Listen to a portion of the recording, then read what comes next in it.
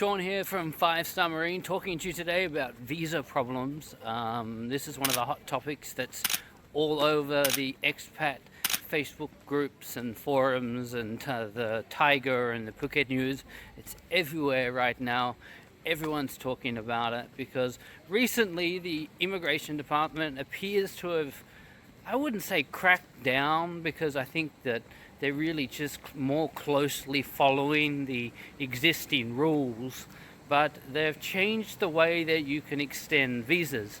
Now, if you're a tourist and you come to Thailand, you get what's called a tourist on arrival visa.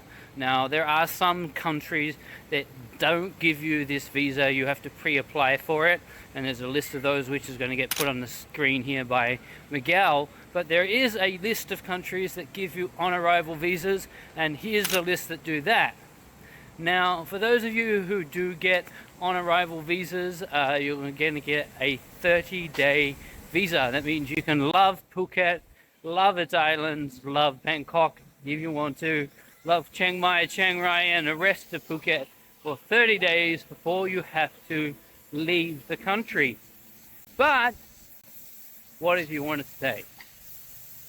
What if you love that 30 days so much, you'd love to extend that to another 30 days? And coming from a guy that came here on a 30-day visa and is still living here 18 years later, I will tell you, I know what you're doing and I know what you're thinking, and staying here, probably one of the best decisions that you'll ever make in your life. With that said, it's not that easy. It's not just a simple, hey Thailand, I'm going to stay here longer. No, you need to go and get a visa. Now, one of the ways that people used to do that is they would extend their tourism visas.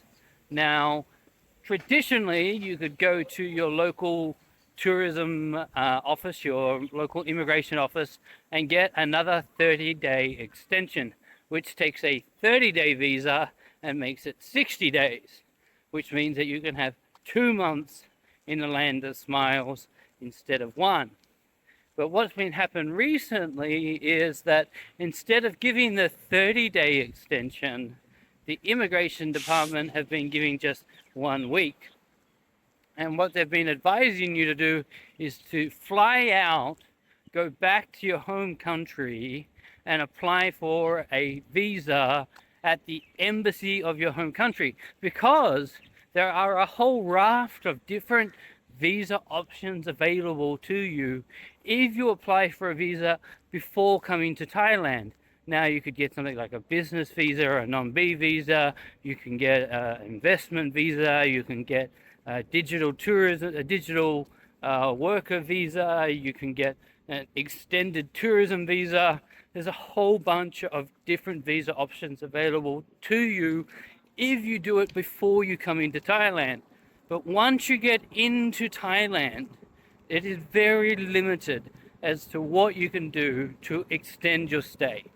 So if you fall in love with Thailand, probably what I would say to you in this current environment and the way that they're implementing visas is, I'd suggest that you head back home to your home country, you go to your local Thai embassy and ask them for the paperwork required to apply for a longer term tourism visa, maybe even apply for, if depending on your age, a retirement visa, or if you have kids or you're married here, a dependent visa.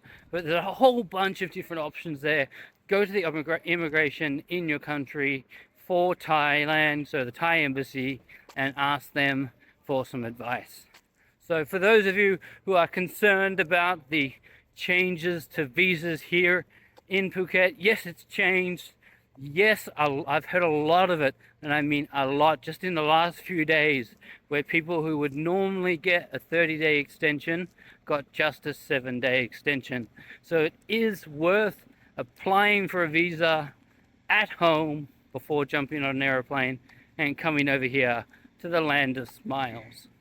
So if you've got any questions, feel free to shout out. And as you can see, this is another Walking YouTube update.